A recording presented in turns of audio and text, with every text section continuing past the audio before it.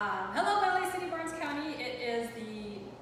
I'm Melissa Lloyd with the Valley City, Barnes County Public Library, and today we are going to do Fun with Food.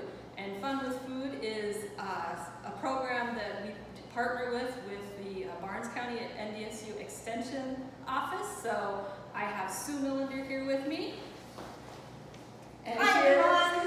I'm going to let Melissa read the story first. And so what we're going to do is I'm going to read a story, and the story does pertain to the recipe we're making, and then we're going to talk about nutrition, and we're going to make a lovely salsa recipe. So let's start with the story.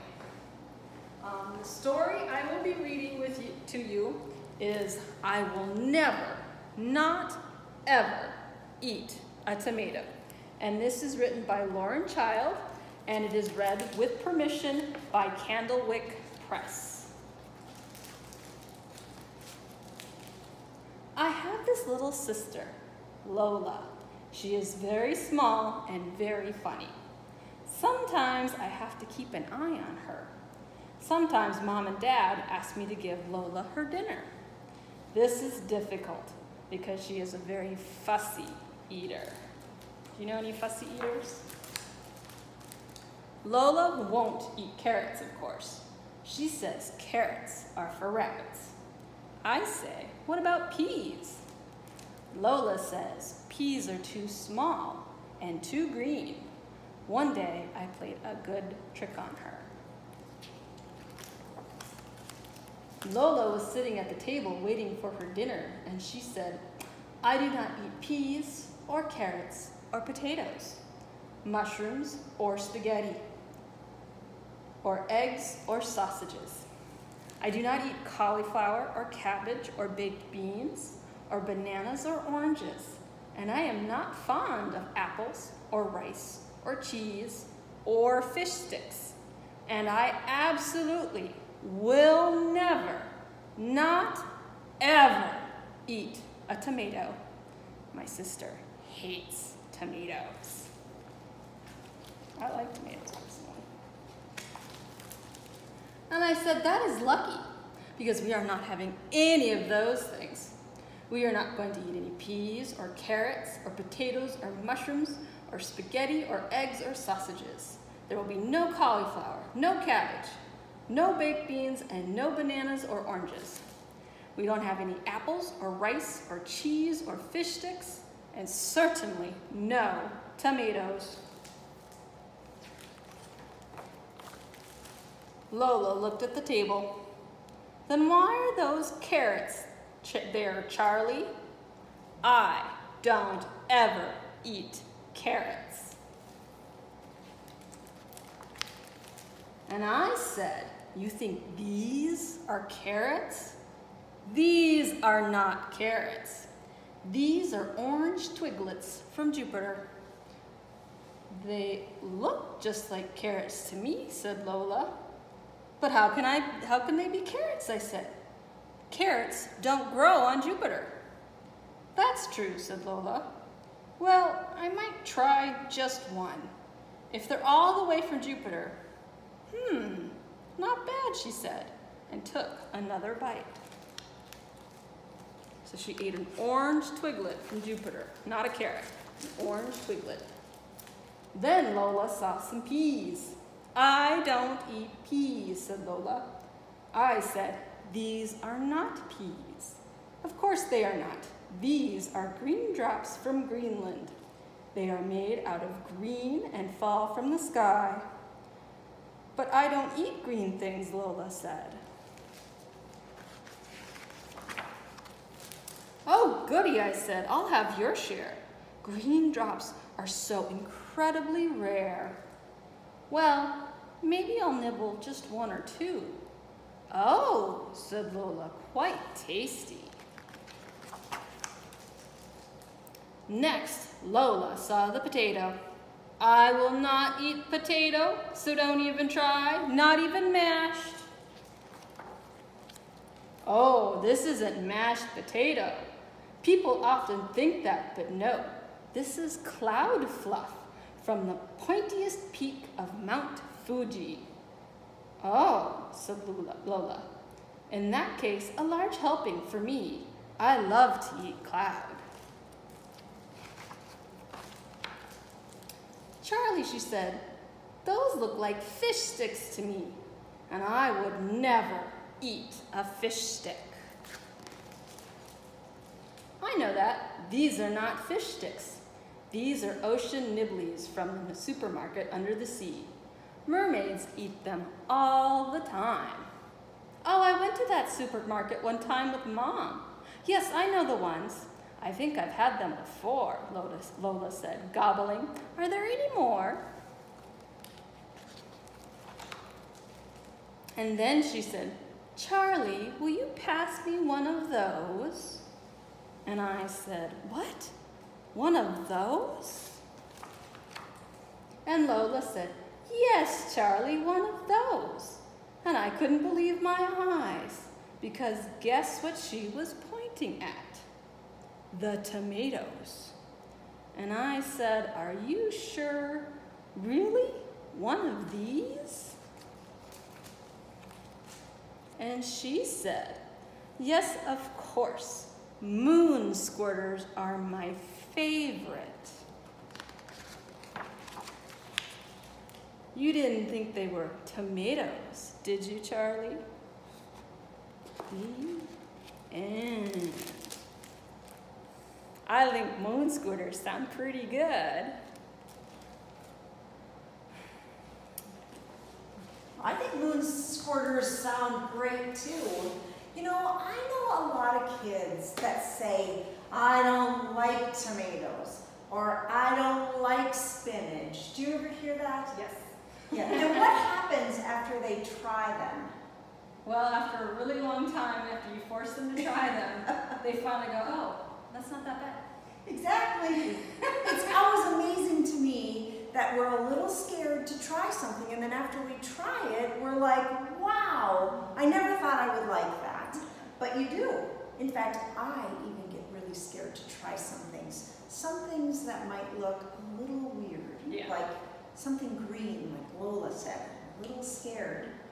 But then we try it, and we're surprised because we like it. So today we've got a recipe, and it's salsa. How many of you like salsa?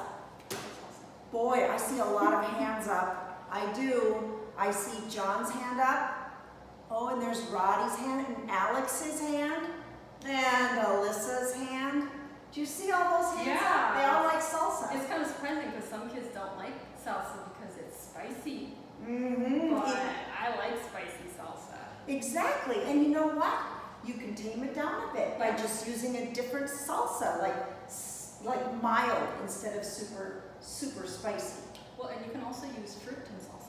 You can? Yes. Like a fruit salsa. Yes, like mango or pineapple. So it's not spicy at all, it's fruity. We may have to try that. Yeah, that would be good. So today we've got a recipe, and it's salsa. And you notice what I did first, the very first thing, before I even got into this kitchen part of the library? Put her hair up. I did. I put my hair up because my hair is about my shoulder length, and I can pull it up into a pony. So if you have long hair, Kendra, I want you to go and put your hair up in a ponytail, okay? Put it up in a ponytail. My hair isn't long enough to do that. No, you can't. I can't. And then what is the second thing that we have to do? I usually wash my hands. We always have to wash our hands. Yeah. And we've done that already. We've washed our hands. So there's a time limit that we should be using to wash our hands. Right. What is that? I heard you have to sing the ABCs at least one time through. And what you have soap and water on your hands, and you're singing that song. The other song I was told is Happy Birthday twice. Yeah. So I don't actually know the time limit. I just know that if I sing my ABCs, then I've washed my hands long enough. And you all know your ABC song. I think that's a great way. Yeah. So we put our hair up, and then we wash our hands, and then we're ready to cook. And the first thing that we do is we read the recipe. Can you read the recipe for us? I sure can. This recipe is called Fresh Corn and Black Bean Salsa. It makes six servings. You need 1 can, 15-ounce of black beans, drained and rinsed, 1.5 cup frozen or 1 can of whole kernel corn, 2 cups salsa, and then some multi-grain tortilla chips. So we make sure that we have all the foods that we need, and then we make sure that we have all the utensils and tools that we need. And we've got a can opener here. So we're going to open the can of black beans first. How many of you have ever had black beans before? Eric? Julie? How about you, Kurt? Have you ever had black beans? They're one of my favorites. I like them too. Yep. So what I'm doing first before I open the can is I'm taking a cloth and I'm wiping the top of the can off, and that gets all the germs and all the dirt from the top of the can. And then I'm taking this can opener and I gotta squish it pretty hard. And when you have your mom, dad, grandma, or whoever is taking care of you, they can help you. But you're gonna squish the can really hard until you hear that. Did you hear it? Did you hear that pop? I did. And then you're gonna just turn the can, and once again, whoever is taking care of you can help you turn the can. Well, and it sounds silly, but one of the biggest obstacles I faced with cooking was learning how to use the can opener, because I'm left-handed. So I get stuff backwards. So I would play with this thing and go, I would try doing it like this, and it didn't work, and I tried this. And yeah, and it wasn't until I figured out that you have to stick this round, it's pretty sharp, so don't touch it, part on top of the can, and you squeeze it, and then you turn and twist it, and that's how, because it took me a long time. I mean, I had an electric can opener opening when I was a kid, so I knew how to do that, no problem. But it was, this thing took me a long time to figure out. It takes practice. It does. Yeah. So now we've got the can open, but I want to tell you something. Listen really close. Don't grab the lid like this. Do you know why? Oh, is it sharp, right? Yeah, it's very sharp. So always take the lid like this. Yep. Okay? And you're going to bend it back, or oftentimes it'll just come off and you can throw that away. Now the recipe said to do what with this? It said to drain and rinse. Okay, and this is another kitchen tool. It's called a colander. You can see the holes in the bottom, and the black beans have liquid, so I'm going to pour the black beans into the colander, and we are just using this bowl to collect the juice. A lot of times you do this right over the sink. Yeah. Yep, and you can rinse the black beans if you would like. We aren't going to, so now I've got my black beans and they're all drained. Here's the juice. We'll set the juice aside, and we're going to dump the black beans right into this bowl. So that's our first ingredient, black beans. And you know what? Black beans are full of something called fiber. That's good for you. Very good for us. Yes. It's like a little scrub brush that goes right through our tummy and helps our tummy feel good. Yeah. Oh yeah, and you're supposed to have plenty of whole grains and fibers in your diet because it helps your digestive system. Exactly. Yes. So the next ingredient is what? 1.5 cup frozen or a can of whole kernel corn. So we've got corn here. We're using frozen, Yep. but you could do the canned corn and do it exactly the same way as you did the black beans. Yep. Rinse and drain. So I'm just going to pour in this whole bag of corn. And what's the last ingredient? 2 cups of salsa. Would you do the honors? Yes. And what I like about salsa, a lot of salsas, is the ingredients. I'm a food label reader, and I like to see that there's not a lot of ingredients in my salsa. I don't like hard fructose corn syrup or anything that I can't pronounce. And what I like about this salsa is salsa is usually tomatoes, water, jalapeno peppers, garlic, salt, cilantro, red wine vinegar, and lemon juice concentrate. So those are all easy to say ingredients. What was the very first ingredient you put in? Tomatoes. Tomatoes are the first ingredient in salsa. So tomatoes can be found in a bunch of different recipes, including chili. What else would we use salsa in?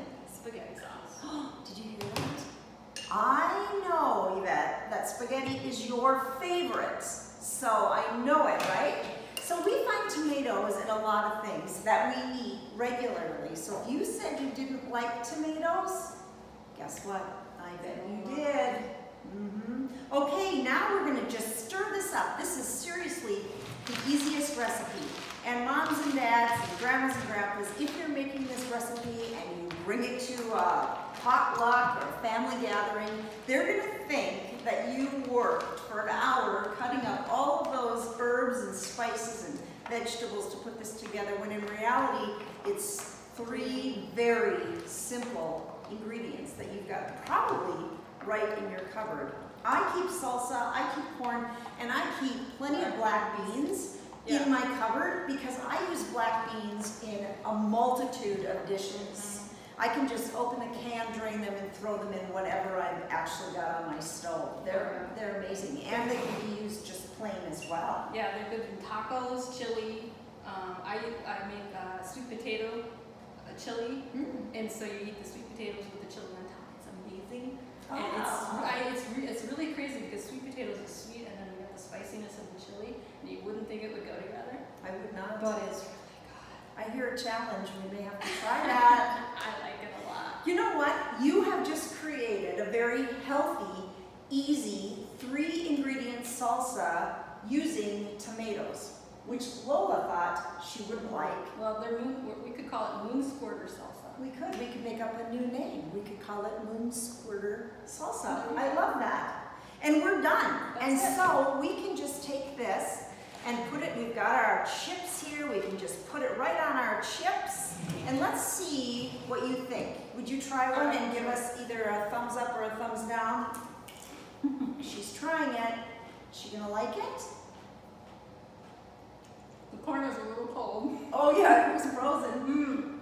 But it's really good. So you're giving us 2 2 thumbs up. She gave us 2 thumbs up on the moon squirter salsa. Yeah. So go and get your 3 recipes. Grab your mom, your dad, your grandma, your aunt, whoever is taking care of you, and they can help you open the can. Be safe in the kitchen, and go get your tomatoes. Yeah. Sounds like a really good plan. And 4th of July is coming up, so it's a simple, barbecue type recipe. I mean, so if you're looking for something simple, you got chips and a really good salsa that you could. I mean, I don't know if we're gonna do too much barbecues this year, but you know what? This will last in your refrigerator for a week to 2 weeks. 2 weeks. Okay. But I guarantee it won't last because you'll eat it all. Yeah. And so it makes a great snack. You could eat it for lunch. You could add some hamburger to that, and you've got meat and cheese is always good. Yeah, exactly. So it's really a versatile thing that you can, or a versatile recipe that you can pick. Yep. Yeah. Okay. So Ellie and Alyssa and Allison and Kurt, who else is out there?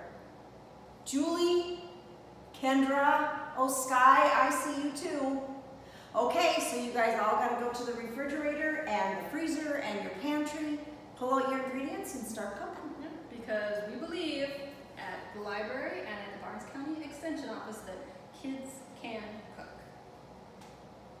So, I think that's good.